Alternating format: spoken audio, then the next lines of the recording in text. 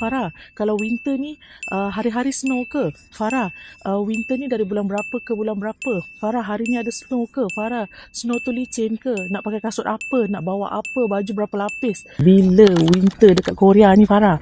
Adakah selain musim ni akan panas? Dalam banyak-banyak bulan, bulan apa yang paling sejuk? Hari-hari akan turun snow ke? Adakah winter Korea lagi sejuk dari Japan? So soalan seterusnya, adakah snow turun hari-hari? Bila waktu yang sesuai nak pergi main ski? Farah, saya nak main ski. Dekat mana yang best? Berapa layer nak pakai baju time winter? Wajib ke nak pakai winter boots? Apa aksesoris yang perlu ada kalau kita nak pergi winter trip? Apa expectation kalau kita nak pergi trip waktu winter? Betul ke kulit muka kita akan kering dan bibir pecah-pecah? Dari segi bajet, adakah winter trip akan lebih mahal daripada season lain? Adakah time winter kulit kita takkan sunburn? Adakah musim winter adalah musim paling best untuk orang yang first time nak pergi Korea? Okey, soalan, kalau kita orang nak pergi juga waktu winter, apa pesanan Farah?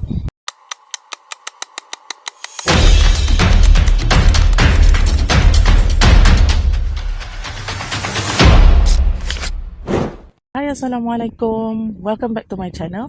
So, hari ni kita nak buat konten lain sikit. Bukan travelog, tapi Farah nak jawab soalan-soalan yang selalu korang tanya dalam live. Tapi bila dalam live ni, susahlah sikit kan? Sebab kalau orang tak join, dia orang tak tahu. Nanti besok ada orang lain yang tanya soalan yang sama juga. Jadi Farah decide dalam siri Travel Talk ni, Farah akan jawab soalan-soalan yang korang selalu tanya. Sambil Farah jawab soalan, Farah akan bawa korang ke National of Folk Museum. So dalam museum ni banyak sangat background yang cantik-cantik. Farah harap Farah dapat jawab 15 soalan dengan 15 background. Okay, stay tune. National Folk Museum.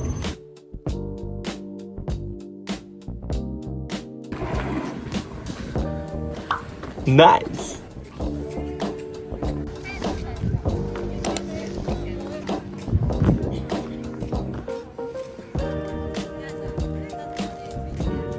Okey, soalan yang pertama orang selalu tanya, bila winter dekat Korea ni Farah?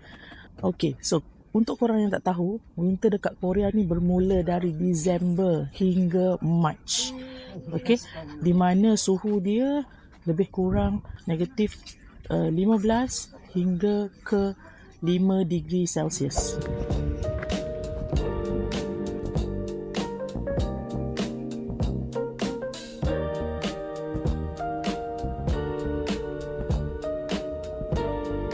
Soalannya, adakah selain musim ni akan panas? So jawapannya tak. Pada bulan 11 pun dah start sejuk, hinggalah ke bulan 4 pun masih sejuk lagi.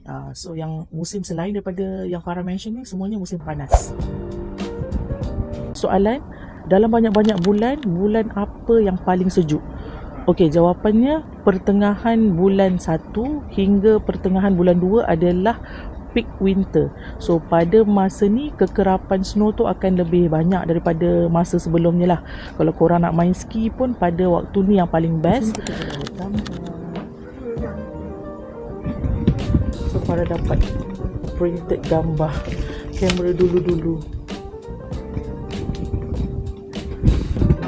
Ada gambar dan ada baju.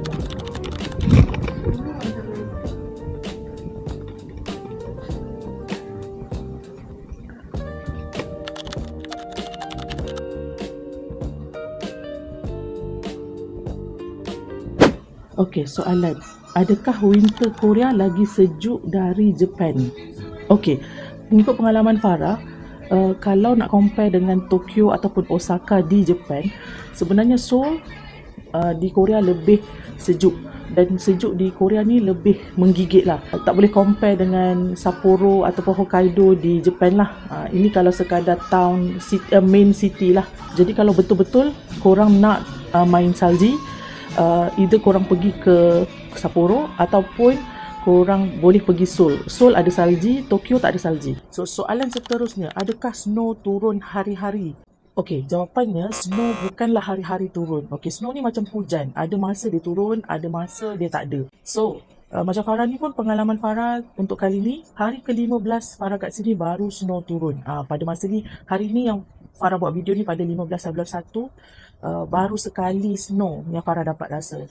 Okey, tapi semakin mendekati hujung bulan 1 dan bulan 2, dia akan makin kerap lah snow. Okey, so korang kena ingat bukan hari-hari snow turun, dan kadang-kadang satu hari 1 jam je snow turun. So untuk yang siapa yang tak biasa pergi ke negara yang ada snow, macam itulah keadaan snow dekat Korea. Lain negara, lain lah dia punya cuacanya kan. Okey, soalan, bila waktu yang sesuai nak pergi main ski? Okey, kalau korang nak main ski mestilah lebih daripada 15 Disember dan ke atas. Maksudnya 15 Disember dan ke Januari, Februari lah. Okey, soalan, Farah, saya nak main ski, dekat mana yang best? Jawapannya adalah ada beberapa ski resort yang dekat dengan Seoul. Maksudnya 1 jam lebih dari Seoul. Salah satunya adalah Vivaldi Ski Resort dan juga Elysian Ski Resort. Both pun okey, sesuai untuk kanak-kanak, ada aktiviti kanak-kanak, ada aktiviti dewasa. Tapi kalau korang nak yang lebih ekstrim dan yang lebih besar, korang boleh terus ke Mona Yongpyeong, Pyeongchang. Okey, Pyeongchang ni adalah tuan rumah Sukan Olimpik Winter untuk tahun 2018. Jadi fasiliti kat situ lebih advance, sesuai untuk yang pro. Tapi kalau korang ada bajet, korang terus ke Pyeongchang. Best. Okey, soalan, berapa layer nak pakai baju time winter? Okey, sebenarnya berapa layer ni kita kena ikut keadaan, ikut cuaca. Cuaca ni berubah-ubah. Contohnya 2 hari lepas Farah datang sini negatif 12, negatif 10. Lepas tu hari ni surprisingly lebih panas, iaitu 5 degree, tak negatif pun. Jadi kita akan sesuaikan baju kita mengikut cuaca pada hari tersebut lah. Tapi selalunya minimum kita akan pakai 3 lapis. Kita ada inner layer, middle layer dengan outer layer. So inner layer ni selalunya heat tech lah, heat tech. So middle layer selalunya akan ada 2 atau 3 lapis, bergantung kepada ketahanan badan kita. Middle layer korang boleh pakai knitwear, sweater ataupun t-shirt. Okey, tengok keadaan. Dan outer layer korang boleh pakai trench coat, boleh pakai winter coat, boleh pakai parka, tengok keadaan semasa. Okey, kalau badan korang jenis yang tak tahan, mungkin middle layer korang akan pakai 3 lapis. Total semua jadi 5 lapis, 5 layer. Farah sekarang pakai 3 layer. So ikut keadaan sebenarnya, ikut badan. Lain orang, lain ketahanan badan dia. Okey, soalan, wajib ke nak pakai winter boots? Okey, personally Farah rasa tak wajib. Tapi yang penting adalah kena cari kasut yang tapak dia tak licin. Okey, Farah tak suka pakai winter boots, tapi Farah lebih suka pakai stoking tebal. Jadi ada orang dia suka winter boots tu sebab dalam dia ada bulu-bulu kan. Tapi Farah rasa Farah tak sesuai dengan winter boots. Farah lebih suka pakai hiking boots. Okey, bagi Farah, kalau korang pakai sport shoes biasa, dia agak licin. Kalau korang pakai hiking boots, dia kurang licin daripada sport shoes biasa. So Farah cadangkan kalau korang ada bajet, korang belilah winter boots yang tapaknya bagus. Tapi kalau tak ada bajet, boleh je pakai hiking boots yang korang ada, so tak membazir. Sebab kadang-kadang winter boots ni tak selesa. Satu adalah korang kena tahu, bukan hari-hari ada turun snow. Jadi jalan biasa kalau tak ada snow, tak licin pun. Takkan nak pakai winter boots kan. So Farah jenis tak suka bawa 2-3 kasut dalam satu travel period Farah. Jadi Farah prefer pakai kasut yang selesa lah. Dan kalau sejuk pun Farah akan pakai double layer atau triple layer socks. Okey, soalan, apa aksesoris yang perlu ada kalau kita nak pergi winter trip?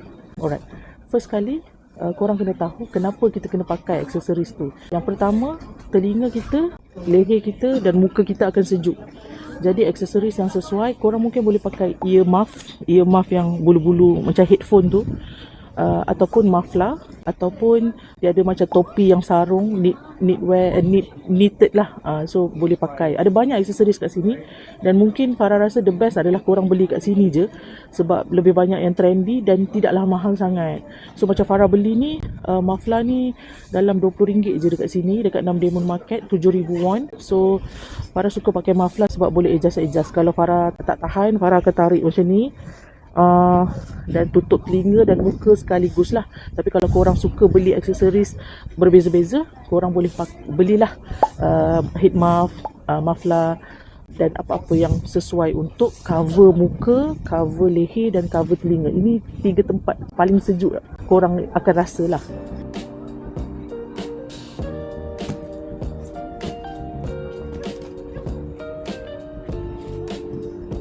Okey, soalan. Apa expectation kalau kita nak pergi trip waktu winter? Okey, so untuk trip waktu winter ni yang korang kena tahu adalah siang pendek. Maksudnya pukul 5.30 pagi subuh dan pukul 6 petang, pukul 5.30 petang dah maghrib. Jadi korang kena susun itinerary dan keluar awal supaya korang dapat settle ke itinerary dengan cepat. Okey, so soalan lagi. Betul ke kulit muka kita akan kering dan bibir pecah-pecah? Okay, jawapan dia sangat-sangat betul. Orang akan mengalami kulit yang sangat kering. Ada orang yang walaupun letak moisturizer banyak macam mana pun, dia tetaplah akan kering, bibir pecah-pecah. Kulit muka dekat area ni memang sangat kering dan pedih menggelupas. Badan pun akan gatal-gatal sebab kulit kering. Jadi apa yang Farah boleh share tips adalah korang kena keep on sapu lotion, hand cream, dan kena ada makan juga suplemen yang boleh bantu lembapkan kulit. Dan hari-hari selepas balik yang Farah selalu buat adalah kita kena pakai sheet mask. Kalau boleh tengok, Farah memang jarang kulit muka pedih lah. Sebab Farah memang jaga 2 minggu sebelum fly, Farah memang dah ambil suplemen untuk bantu melembapkan kulit. Dan hari-hari kat sini memang Farah akan pakai sheet mask. Sebelum dia kering lagi, kita dah kena pakai. Jadi sentiasa pakai lip balm juga. Itulah sebab kulit kering ni dan pedih ni akan mengganggu mood kita sepanjang trip kita. So kalau boleh awal-awal jagalah elok-elok sebelum dia merekah. Okey? Okey, soalan. Dari segi bajet, adakah winter trip akan lebih mahal daripada season lain? Okey, jawapannya adalah yes, betul. Winter trip akan jadi lebih mahal daripada season lain, especially dekat minggu antara Christmas sampai New Year tu. Itu adalah super peak season. Okey, dengan cuti sekolahnya, dengan Christmas, dengan New Year. So, triple akan harganya lah. Jadi, apa yang mahal waktu winter trip ni? Kalau korang nak tahu, tiket flight mahal. Hotel pun akan mahal dari season yang lain. Dan preparation korang, rasanya baju dari Malaysia pun kalau beli biasa-biasa dekat Sopiah ke, dekat Shein ke, Farah tak rasa kurang dari 1,000. Belum lagi yang branded lah, dengan aksesoris macam heat tag, winter coat dan macam-macam lagi lah. Lepas tu yang mahal lagi adalah aktiviti. Contohnya kalau korang nak main ski, satu kepala lebih kurang korang kena ready dalam 350 ke 500 ringgit untuk satu kepala. Kalau nak ambil coach mungkin 600 ke 700 satu kepala. Aktiviti-aktiviti winter macam Snowy Land, korang kena spend lebih kurang dalam RM150. Apa lagi Oh, makan. Sebab kita akan satu kali makan lebih kurang harga RM50. Jadi selalunya kita akan lapar dan kita akan sentiasa nak cari snack, nak mengunyah, nak kopi. Itu pun akan tambah kos lah. Dan inilah korang kena beli hand cream, skincare yang korang akan beli untuk jaga muka kan, dan pedih. Belum lagi ubat kalau sakit. Itu antara kos lah waktu winter. Okey, soalan. Adakah time winter kulit kita takkan sunburn? So actually time winter cuaca memang sejuk tapi panas terik tau. Kulit Farah rasa masa winter lagi sunburn daripada Farah pergi masuk autumn. Sebab dia tak tahulah, dia so nak kata tak sunburn tu memang pelik lah. Okey. Soalan, adakah musim winter adalah musim paling best untuk orang yang first time nak pergi Korea? Okey, jujur cakap, kalau korang dalam kategori yang mengumpul duit nak pergi ke Korea ni pun makan tahun, 1 tahun, 2 tahun, Farah tak rasa winter is the best time untuk pergi. Tapi kalau korang jenis yang anytime nak pergi Korea, setahun boleh pergi 2 kali ataupun dalam 2 tahun mungkin 2-3 kali pergi, korang boleh try pergi. Tapi untuk first timer dan yang memang ada kekangan keuangan, Farah tak rasa winter adalah pilihan yang terbaik. Sebab actually masa winter ni dia banyak limitation dari segi pergerakan kita. Jadi kalau kita 100%, contohnya dalam satu trip tu 100% korang boleh kau pulun pada musim autumn ke pada musim spring. Tapi bila sampai time winter, korang kena potong dalam 30% itinerary korang disebabkan oleh kesuntukan masa dan kadang-kadang macam semalam kita orang pergi Pyeongchang, perjalanan je 2 jam setengah. So kita expect kita akan berseronok-seronok lah di sana, tapi ribut salji dan menyebabkan semua orang nak balik. Semua orang rasa dah tak tahan sangat, so semua request nak balik. Bagi Farah kat situ dah rugi masa lah, tapi itulah benda-benda yang kita kena lalui waktu winter. Perubahan cuaca tu akan mengganggu itinerary kita. Ada juga yang atas faktor-faktor kesihatan, hari kedua sampai dah demam, anak demam, ada yang muntah-muntah sebab sejuk. Jadi dia macam ada rugilah. Tapi untuk orang yang tak ada kekangan kewangan, anytime kalau rasanya kurang best pada trip kali ni dan next time dia akan repeat lagi, so please come during winter. Memang sangat cantik. Jujur cakap, memang winter dan snow tu memang cantik lah.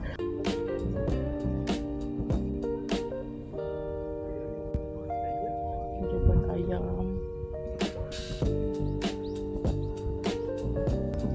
Okey, soalan, kalau kita orang nak pergi juga waktu winter, apa pesanan Farah? Okey, 5 tips lah yang Farah bagi kalau korang betul-betul nak pergi time winter. First one adalah korang jangan bergantung dengan satu jaket. Maksudnya apply konsep layering. Okay, pakai banyak-banyak layer instead of bawa satu yang betul-betul tebal. Sebenarnya tak cukup. Sebab layering yang paling penting adalah heat tag. Heat tag tu cari yang melekat di badan, yang selesa, supaya dia dapat memerangkap haba. Okay. Yang kedua, make sure jaga kulit, jaga bibir dari awal lagi, dari Malaysia lagi dah jaga skin barrier supaya sampai sini kulit muka korang tak pedih, tak mengelupas kan. Sebab benda tu terseksa tau. Okey, yang ketiga, sentiasa ada sarung tangan dan stokin yang tebal. Dan kalau tak cukup, tangan tak cukup panas, belilah warmer ataupun hot pack tu yang ada dijual dekat sini. Jangan beli hot pack yang dijual di Malaysia. Saya rasa better beli yang kat sini sebab diorang lebih tahu cuaca dia macam mana kan. Jadi beli yang kat sini lebih high quality. Okey, yang keempat, hati-hati, jalan sangat licin. Kasut tu make sure yang ada stud. Kasut tu bukan sport shoes biasalah. Kalau boleh biar dia ada grip sikit kat ni, sebab korang akan nampak orang memang tergolek lah, tergelincir, tergolek dan tergelincir. Waktu winter tu normal kat sini. Jadi kalau boleh kita tak nak lah, sebab takut terhempas kepala ke apa kan. Nombor 5, try lah makanan-makanan yang best waktu winter, especially macam gokuma. Gokuma ni adalah keledek bakar, keledek panggang. Lepas tu makanlah kimchi jjigae, tteokbokki yang panas-panas.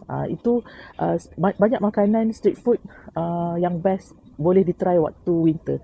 So Farah sekarang berada di Bali Holiday, restoran Indonesia yang baru buka dekat Myeongdong.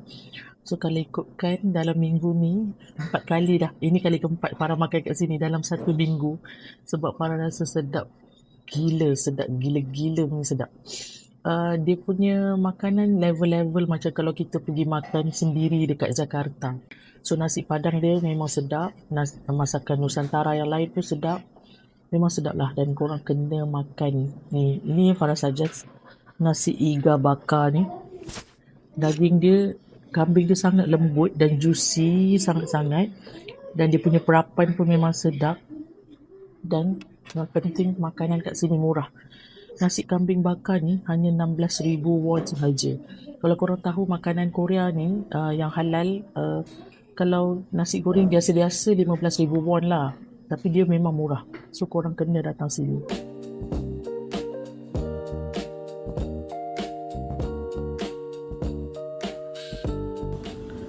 Bersih, ada air, ada tempat wuduk, ada bidet.